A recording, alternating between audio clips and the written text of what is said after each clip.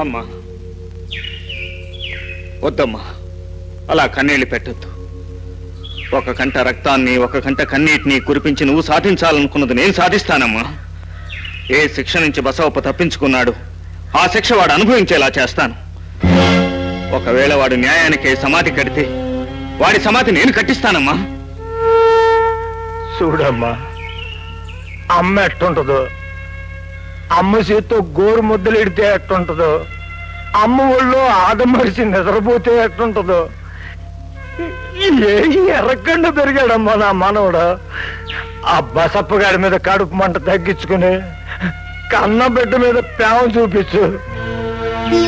మావయ్య గారు, నా పగని తన పగగా మార్చుకుని ఆ నీచుణ్ణి ఉరికంబం ఎక్కిస్తానని నా బిడ్డ అన్న మరుక్షణంలోనే నా మనసులోని పాషాణం కరిగిపోయింది. ఇక నుంచి ఈ బిడ్డకి మాతృమూర్తిగానే మిగిలిపోతాను. అమ్మా